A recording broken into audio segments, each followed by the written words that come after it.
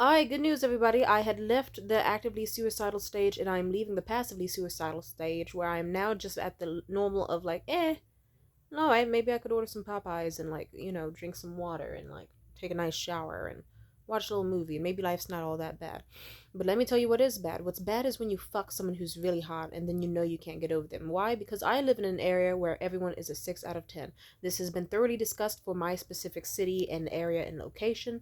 I live in a part of the world where if you were to leave your house, you don't really see that many attractive people. That sucks. And it's so funny how I didn't notice before. I didn't notice before. I mean, I didn't notice until like several friends of mine, like even people who I wasn't friends with. Oh my god. I'll put it this way. A very close friend of mine, we're no longer friends, or we're on unstable ground, doesn't fucking matter. They said to me, I don't think you recognize how attractive you are in the grand scheme of like comparisons to other people. And I said, yeah, because I don't compare myself to other people. It's kind of mean and not really necessary, you know? Like if I'm attracted to them even a little bit, that works for me. And he was like, yeah, right, okay, but you are like, even at your worst day, like an 8 out of 10. But for you, you're more of a 9 out of fucking 10. Like, you're just like a solid 9 out of 10, sometimes even a 9.5. And most recently, when he saw me all dolled up for that dating show I helped volunteer for right before the new year, that was a lot of fun. I remember specifically he told me that day I was a 15 out of 10, which was very flattering. I put in a lot of work to look that way. Hell yeah, I put on my nice jewelry and everything. But even staying on the topic, let's just say he told me in the conversation before, he was like, you are like a 9 out of 10. You are a solid 9 out of 10, and not many people look like you. The only and he was telling me in the context of his fucked up relationship with this girl, he was like, and this girl, she's also that, she's like a 9 out of 10, she's fucking banging. And I said, Seamus, didn't you say she had like no ass, no titties? Like, didn't you make fun of her Pop Tart built body for the longest time? And he was like, yeah, but she's hot enough where I don't care. I don't care that she doesn't have an ass. It's just a cute little white butt to me. I don't care if she doesn't have that many titties, because she's fine as fuck. She's gorgeous. Her eyes, her cheekbones, her jawline. And I don't care because frankly she can fuck me in the, like, she's the best sex I've had in my life. And he had breakdowns for a bit because he just was like, she's the best sex I've ever had in my fucking life. And he was also feeling defeated because, let's just say, she is a very gorgeous woman, absolutely, amen. I think she's fallen off a little bit, but that's just me. Like, but it's okay. Sometimes you have moments where your highlights aren't highlighting as much. Sometimes your roots grow in. Sometimes people gain weight, lose weight. Sometimes things happen. It's natural. It's whatever. But she's so strikingly gorgeous that she's just been putting this man through the ringer in terms of like I don't know if I want to say all his business. He won't see this shit, and even if he does, I don't give a fuck. Let's just say she's been awful, like entertaining other men, excluding him from events where more fuckable men will be there, all this fucked up ass shit, and like canceling plans with him last minute and all sorts of fucked up shit. And he's basically like, she's so attractive that I'm kind of letting her get away with it because I don't think I'm ever going to find someone who fucks me this good again. And he also was heartbroken because he was like, she is the best sex I've had in my life. And I can tell that so far I'm the best sex she's had for hers. But if I'm giving her the best, all I've got, I'm talking like fucking 8 different rounds, chucking 8 separate water bottles, breaking a sweat. I physically cannot get any better at sex as I am going. We can go at it for like fucking hours. It feels like I'm dying by the end of it. And if she still wants more, it's gonna fucking destroy me. Because what more can I give to her? And I don't want to lose her, and it's fucking eating me up inside. He was basically having a crisis about like yeah, he's put her on such a pedestal. And ooh. And see, that's what, see, okay, how do I put this? I've talked about this before. You can date an ugly nigga, and oh my, like, or a broke nigga, and you can date them because, I don't know, maybe you're a good fucking person who likes to think that, hey, personality is worth it and I can be open-minded and the world's not a terrible fucking place. And then we all know how that's gone for me. Those niggas will get insecure and evil in a fucking devastating way. But don't worry, the rich attractive niggas do that too. But what's worse is with the attractive, like with the ugly niggas, it'll be months of being like, damn, I was really tripping off of a dude whose teeth looked like they were throwing up gang signs with how fucking crooked they were. Just everywhere in his fucking mouth. Didn't make any sense. Niggas' teeth were fucking dandelion crayon yellow, and that color's been discontinued for a while. But if they wanted to bring it back, all they would have to do is get a fucking color code of his teeth, and boom, million sold right there. Like, damn, I was crying over dudes who were so fucking fat that they were basically docking me during fucking doggy style. And if you're like, to me, what's docking? I learned this from a comedian, JD Arandia, funny as fuck. He said docking is when you're so fucking fat that you just kind of like have to lay your big ass stomach on a chick's ass as you're fucking her because you have too much weight. Now, trust me, I have dated people of all shapes and sizes, but let me fucking tell you, the worst, there's a Venn diagram of like the worst moments to me has had in dating, and the way these niggas looked, and there's a little diagram in the middle where it's like, oh yeah, the fat niggas usually get super insecure and evil. The niggas who aren't seen as like that socially attractive, yeah, they just be trying whatever the fuck because they just want to feel powerful over you. And it gets fucking disturbing. It's like, wow. Like, you see me as some sort of blessing that came into your life, but you see me as a burden, so you want to punish me? You prayed to the gods for the perfect woman, you got her, and you just went, I'm going to be so dastardly Looney Tunes, Acme Studios evil. Fuck you. Fuck you. Bye. And then you just spend months really like, wow, I can't believe I pictured like children with him. I can't believe I was out here dating niggas for their personality instead of their income and looks. My bad. I guess I need to get fucking punished for that then. Fucking sucks. Anyway, but dating hot niggas is even worse because it's like a hot nigga. I remember I had this nigga when I was 19. He was so fucking fine. Like, I'm talking, he had a body like fucking Michelangelo's David. Beautiful skin, great ass, great. He had abs, biceps, sexy back. I could trail my fingers on every inch of his skin. Oh my god, he had these big, beautiful eyes. Oh, this way he stared at me, his jawline. Oh, just like how Seamus didn't give a fuck that his girl didn't have any ass or tits or whatever. I didn't give a fuck that this man didn't have any lips. I did not give a fuck. It's like, oh man, you are so sexy. Do you know how sexy you have to be that a black woman is like, I don't give a fuck that you don't have lips. Like, that's really sexy. Like, that's an amazing level of sex appeal. And hot, oh my god, if someone has money or if they're good and in bed or handsome, and it's even worse if it's all three, because then basically you just want to fucking kill yourself after it ends. You make me suicidal when you say it's over. Damn, all these beautiful girls. They only want to do, like, you could be rich as fucking stuff and evil, but it's just like, I don't know. Like, to me, I'm trying to think of a good metaphor. I guess if I had to compare it, dating someone who's like ugly or poor or like not conventionally attractive or whatever, and giving, or not even smart or whatever, you give them a chance. Like, let's say it's kind of like the equivalent of buying a knockoff version of your favorite soda. Like, you could have your favorite soda, but it's a bit expensive, and then it's like, oh, okay, like cherry Dr. Pepper, I don't know. But then you see like one that's like, oh shit, this one's lit as fuck. It's a bigger size. What is this? Fucking cherry Dr. Pip cola? I'm willing to give this a shot. It's unique. I like this. Oh, it smells, and you try it, and you're like, damn, this shit is good. This shit is great. It's just as good as like the name brand shit, and it's cheaper. Wow, I don't know why it's on clearance. And then you enjoy it for a bit. You're loving it. It's your new favorite soda, and then you find out that it has like amazing traces of like lead and cancerous material in it, and it's like, oh, wow, that's what, and you're just like, wow, like I gave you a chance and you punished me? Wow. Mm-mm-mm. And then going for like a really hot or wealthy or very hyper intelligent guy is kind of like, imagine you have like this amazing restaurant where it's like the decor is beautiful, the food is amazing, everything's perfect, but the customer service is fucking garbage. So they'll look you up and down. They'll follow you into the bathroom to make sure you're not stealing toilet paper. Like it's like one of those businesses where it's like the waiter, like straight up, is just a huge fucking cunt to you for no goddamn reason. And you're like, okay, what did I do to deserve this? But like they're just being that way, and you're like, why are you being this way? I really, really, really want to like you. I really want to like you.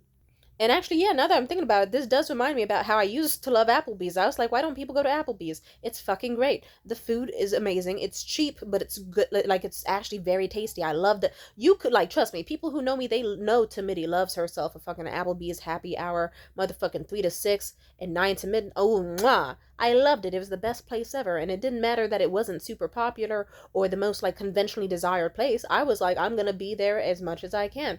But I remember I went once with this one nigga. Let's just say we went there. The staff was fucking awful, and we both mysteriously got dramatically and dangerously ill as fuck. And it's like, wow, why did that? What? It's like, why are you making me feel stupid for liking you? Wow. I was your biggest supporter, and you did me like that. Wow.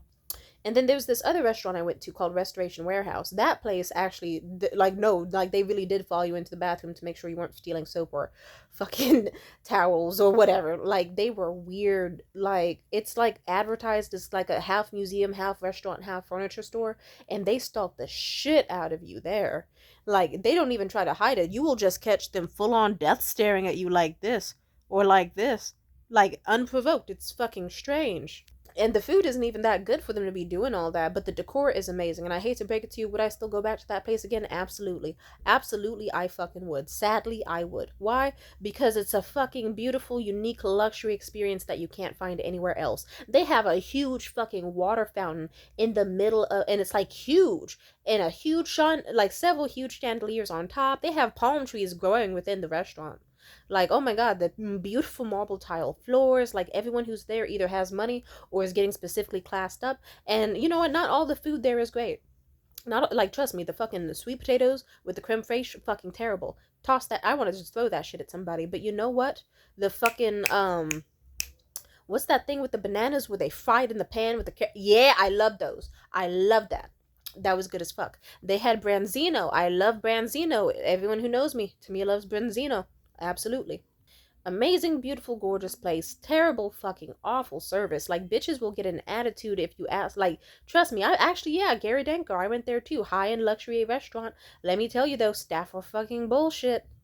Like, it's like they will get an attitude with you for pointing out that it's like, hi, this creme brulee is actually spoiled with and curdled to a point of no return, and it tastes like someone mixed Victoria's Secret perfume with fucking a yeast infection, and then they'll be like, oh, it's supposed to taste that way. It's like, yeah, don't. But I remember I told the staff that, and they saw I was still pissed with my rich date, so they were like, oh, they made sure they brought out 3 entirely unique, rare flavors of creme brulee just for us. We had 6 creme brulees that evening. Oh, it was amazing. And guess what? The staff were fucking terrible there. I even had a racist interaction there, but to be fair, it wasn't a member, or was it I've had like, staff will treat you like shit, but you're still kind of like, damn. This is low-key the best experience I've had in my life thus far, but these niggas are also terrible. But it's the experience. Like, it's like they have duck confit salad with a fucking red wine vinaigrette, and it tastes like pure sex in heaven. I hate to break it to you, even though they treated me terribly, it's like, where else can I get shit like this? Ooh, that's how dating a handsome and sexy and smart, intelligent, awesome, high-earning people is like. Because you know, if you dip, where the fuck else do you go? That's how I feel about that recent guy I saw, because it's like, I'm trying to get some new dick or pussy or whatever. I'm trying to get eaten up and slurped like I'm motherfucking chashu pork ramen with extra rich broth by a nigga who's acting like he's been in the desert starving for a million fucking years. I want that. But guess what? Like, oh my god, when you date someone and they hit such a high bar, because it's like, before, when I was just dealing with Liam, you know, the current on and off like ex of mine who I've been seeing, the bar was like, okay, it's like, no real conversation needs to be had. Could just sit there quietly and eat food while staring at each other's faces. Occasional flirting. Very mediocre, very, very, very mediocre sex. Like, to the point where you don't even feel like you really need it or want it. And it's like, it's like, huh, that's a guy. And then imagine the next guy you meet is like this amazing conversationalist, fine as fuck, 6'5", stays in shape, very intellectual, very intelligent, empathetic, caring. Oh, eats you out while you're on your fucking first day of your period, and on top of that, you squirt twice in his mouth, he drinks that shit like it's chicken broth. That's disgusting. But who else is gonna do that shit? It's even better because it's a fine ass nigga. And he ate ass. Oh my god, he was so... I don't want to talk about it, but let's just say I did some nasty things too. Amen. Because he deserved it. It's like... oh, I want to say it, but I don't. It's gross. He's so fine that I want to proudly just scream from the mountaintops, I still kissed that man afterwards. Because it's like, because simply put, someone would be like, that's fucking nasty, but if it's like, but he was fine as fuck. And he was everything I want. I'm okay with sharing type shit like that. If it was an ugly dude, I would take that shit to the grave, and maybe even go to an early grave. With him, I will wear that shit like a badge of honor. I made out with him even knowing where his mouth has been. Holy shit. Oh my god. Dating fine ass niggas when you, oh. And he had money too. So it's like, oh, look, I'm dating a dude where it doesn't matter what the fuck I want. I can just point to stuff on a menu, and he's like, that's all you want? Get more. It's like, ooh, I love it.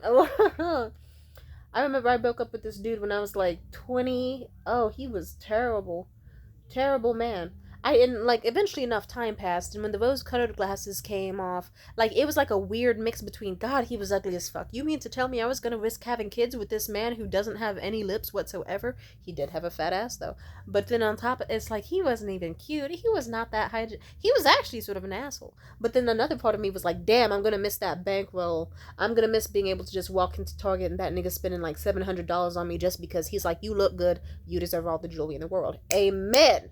Amen. I'm gonna miss him just being able to walk in a Safeway and being like, fuck yeah, let's splurge on whatever the fuck we feel like so we can have like weeks worth of food in like a single week and just like ball out on ourselves. Hell yeah. And then when you leave a nigga with money, it's like, okay, imagine you leave a nigga like that and then you keep meeting niggas who are like, ooh, if I was in your city, I would take you on a picnic and we could fuck on the blanket. It's like that's gonna sound like total fucking shit to you after. And if you're like, that sounds good to me, I mean, if you're like, that sounds good to me, no, it does not. You should be insulted that they offer that. Like, nah, it's a broke nigga offering to take you on a date that is a sex crime, and most likely you'd have to bring your own food to the picnic. He would not bring shit. Like, nah. When you date a rich nigga, it's like you date the type of nigga where it's like he'll take you out to eat. He'll be like, hell yeah, I'm gonna get you breakfast and lunch, and hey, if you stick around, I'm gonna get you like an extra big dinner. Hell yeah, I'm gonna like, ooh, you let's go out and try on some wigs. I'm gonna buy multiple $100 wigs just because I feel like it. And then you'll be with him, and you'll be like, holy shit, I'm dating the type of dude where I don't have to flinch if I want to order like an extra few sides of like $2.99 fruit plates. Hell yeah, this is awesome. And then you go back to a nigga like Liam, and then he's like, oh my god, like he's like, I want to buy you lunch. Let's get you a drink from the store. And then you reach for a drink that's like $4, and he's like, $4 for a drink? That's a bit much. Nothing cheaper? You don't want an Arizona green iced tea for 99 cents plus tax? And it's like, okay, nigga, we get it. And it's just like, yeah, it's just like those niggas, it's like you just hit a certain bar and then everything, like these niggas come in feeling like motherfucking Hermes, and they make every nigga that you've dealt with feel like Timu. That's what they do. You'll deal with a sexy ass, like high tier fashion model looking nigga, or like someone who look like you just look at them and you're like, I want to have your kids, I want to have a future with you. And then every, like, oh my god. Oh, that's the painful part. And the most painful part is sometimes you let them get away with bullshit that you wouldn't let other people did. I remember when Mitchell straight up told me at some point, he was like, yeah, I almost thought I shat myself before we met up, actually. I don't know if that disgusts you or not. I was like, instead of getting the ick, I was like, you should work on your taking more probiotics, baby. He didn't, but I also was like, why did you think you were gonna shit yourself? He said, I don't know, I sneezed, I felt something, it might have just been fabric moving, but I checked, and thank God it wasn't. And I was like, how often does this happen, that this is a concern for you? He said, once when I was a kid, otherwise I've just been paranoid ever since. Mind you, he's like 30. He's still traumatized off of some shit that happened when he was 13, no pun intended. But, and just like, oh, I hurt my nose. I'm just fucking saying. Mitchell did some gross shit. I remember, actually, I'll say it. I don't care how bad this makes me look, because it's like, bitch, earlier today I was not gonna be here, so let's share some embarrassing shit. I remember at some point while hanging out with Mitchell, like, he was peeing in front of me, which is something that you can do if you're considered attractive. And I remember with him specifically, he was like, hey, you want to see a cool trick? I said, what? He pulls his foreskin and balls it up like a little balloon. And he starts anyway, let's just say I saw him literally make his dick into a water balloon with his own urine. And I thought to myself, that's fucking disgusting. But it should have rang as like a ding, ding, ding, ding, ding, leave this man alone, that's fucking disgusting. But sadly, he was the most attractive and very impressive man that I had met in fucking ages. So it kind of was like a 2 on my chart, which is surprising because I have contamination OCD. And I just was kind of like, you shouldn't tell people that you can do that. Especially because I already didn't like you telling me you could do that over text a few days ago. And then I kind of thought to myself, shit, I really am down bad because he told me that he could do that a few days ago. But is this nigga just pushing his luck? I don't know. But either way, it's like, at worst, it was a 6 out of 10 on the disgust scale. And I was like, you should wash your dick off. And please don't do that in front of me again. And then we moved on from that. And then we continued having a perfectly nice week, mostly. What a strange man he was. But I mean, I've done strange things too. Otherwise, I would not be with that type of man. So, I'm not throwing stones with a glass house. Let's say. But yeah, with attractive niggas, they just kind of get away with a lot more because they, and it's like, same for women. Same for women. Sometimes I've had women piss me the fuck off, give me stank ass looks in public, cough or sneeze on the back of my neck, say some really stupid fucking. I had this one girl, she DM'd me, and she, like, it was about that video I released where I had to fight that girl. And I remember she was like, look at you fighting with a black woman over a white man. You should be ashamed of yourself. And I told her, I looked at her page before I responded. And I was like, yeah, she's hot enough where she could talk to me this way. And I responded back, you are so lucky that you are fine as hell. Because otherwise, I would have to say a series of intentional insults about your lack of intelligence. But I will just say, you are not smart. And I already made it very clear in all videos that she attacked me first. I was defending myself in retaliation. She was attacking me because she wanted that white man. I did not want him after that point. I'm just saying. So, fuck her.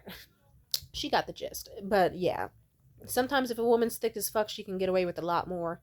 Like, it's like, I hate to admit it. It's like, if you're a bitch, but you have sparkling eyes and shiny hair and a fat ass, it's like, okay.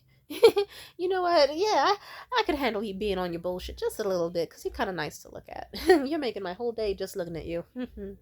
That is the turmoil. It's like, do I want to get treated like shit by a ugly, broke dude and then be embarrassed for ages and have to repress memories and never say his name again? Because simply put, it's easier to write that man out of history and pretend that we never, ever, ever interacted for the sake of my social standing and my mental health and my lineage after. And like, it's like, do you want to date an ugly broke nigga and be embarrassed that you ever entertained him?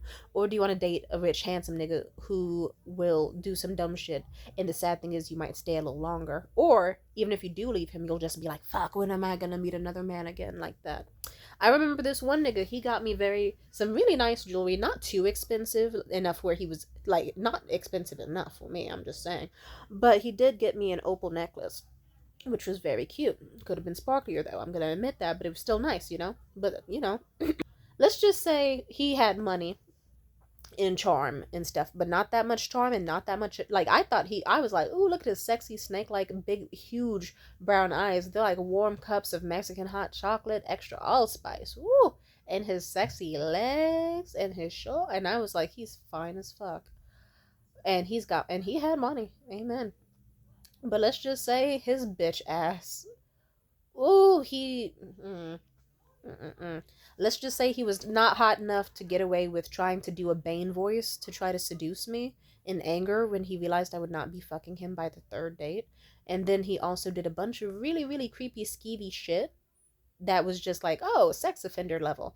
Yeah, he almost got his ass beat, let's just say. But he still had enough money and beauty where I kind of was like, like after we had separated, I still was kind of distraught for like a week because I was like, oh no, I wanted him to take me to French Laundry and I wanted to, I don't know, go to the opera with him. And he seemed so intelligent and handsome-ish and like, he had money, he was a baller. And only after we broke up did I realize how much money he had. Like, he was like a fucking nepo baby to some of the biggest financial banks and analysts in the world. But did I give a fuck? No, because that nigga was a weirdo. And thank God he actually was not that cute, because after a week I forgot all about him. After a week passed, I was like, you know what?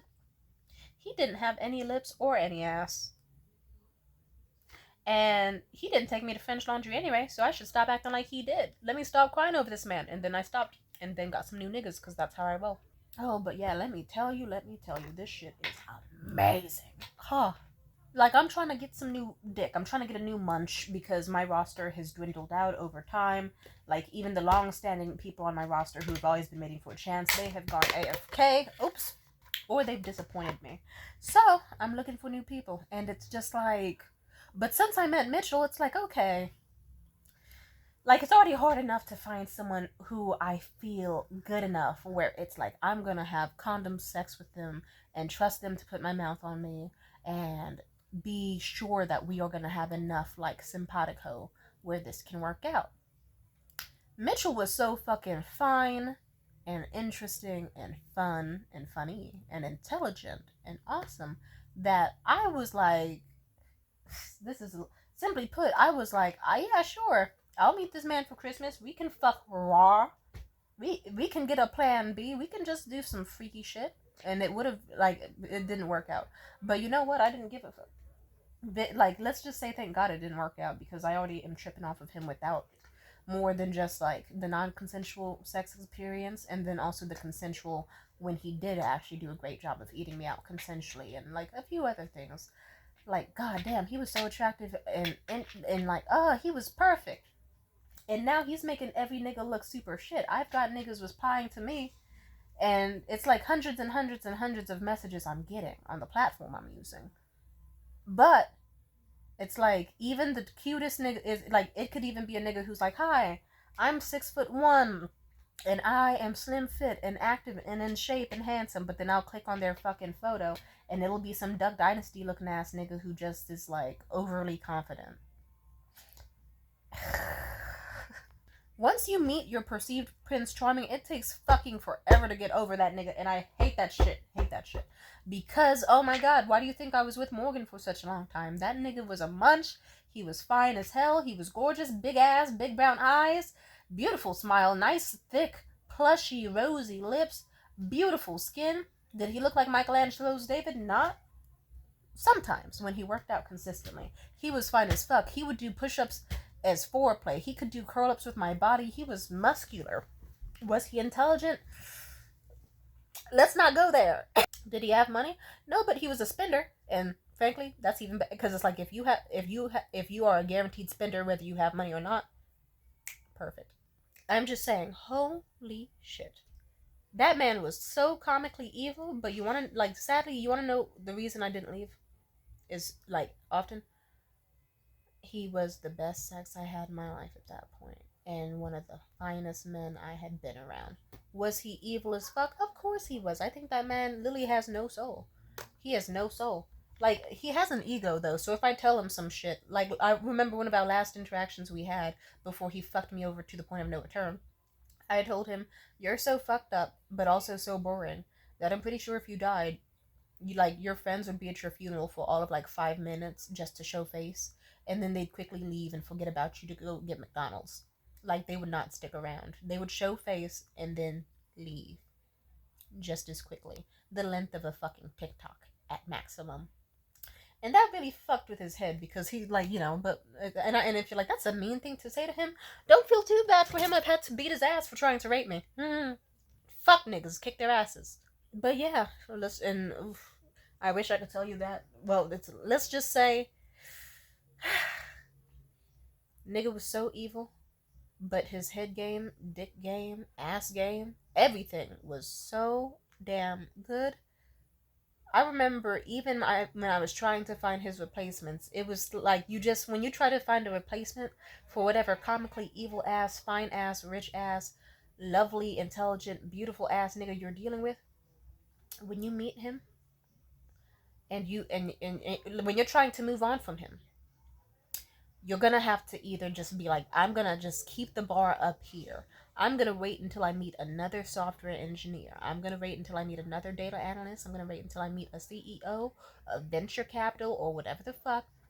And they have to be super smart, awesome, and amazing. But simply put, your pussy is probably going to fucking die along with you. You're gonna die alone with a bunch of cats. Or it's just gonna take fucking years. It could be worthwhile. It could be worthwhile. But then you could also be like, or could I go from like a high 10 to like a 9 in like looks and like a, I don't know, like a 5 in person? I don't know. You have to do like a tier system. I remember at some point though I was just having casual sex with Morgan, but this wasn't when I was super attracted to him. So I don't know if it's worth saying, but that's how I got with Liam. Because simply put, well, no, actually, Liam outranked him in attractiveness and interest back then. Never mind, let me move past that. I'm just saying, ooh, I might have already made this joke, but you know how they say in that song, if you could have Beyonce, would you take Solange? It's kind of like that. Where, like, Solange is beautiful, though, but people didn't see very highly of her back in the day. You could meet dudes who were cute, But then once you date someone who looks like fucking peak Brad Pitt in the 90s, then every single nigga is gonna look like the Elephant Man, like motherfucking Warrior L. Dennis, Steve Buscemi. It's like, fuck, dude, you put the bar so high. And if I'm hanging from that bar, gripping on it for dear life, I'm not gonna get fucked. I'm not gonna be able to date anyone. And I know you should see it as a blessing. Like, hey, Tamia, think of it this way. Now that the bar is super high, you won't accept anything less than the best. True, but the best will not get me fucked. And it's like, okay, do you want to get digmatized on some ugly ass terrible nigga? Do you want to lower your standards? Do you want to keep dating awesome men, but then it'll just take like another fucking an entire year or another fucking 20 years to find a man who exactly fits all of those standards? Oh my god, it's terrifying. Wish me fucking luck is all I have to say.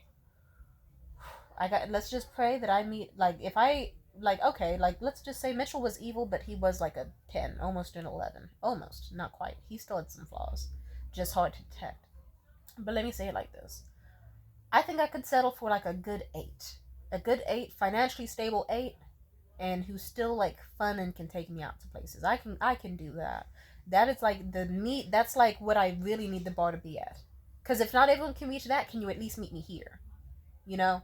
Like that's all that it needs. And then once they fuck up, then it's like, okay, hopefully whatever higher power can send me a nigga that's even better so that I don't just stay crying over some weak ass mid ass 8. You know what I mean? But yeah, this is what it's like to date in a city full of 6 out of 10s when you finally meet like a good fucking 9 out of 10, 10 out of 10, 11 out of 10. You're just holding on to them for dear fucking life.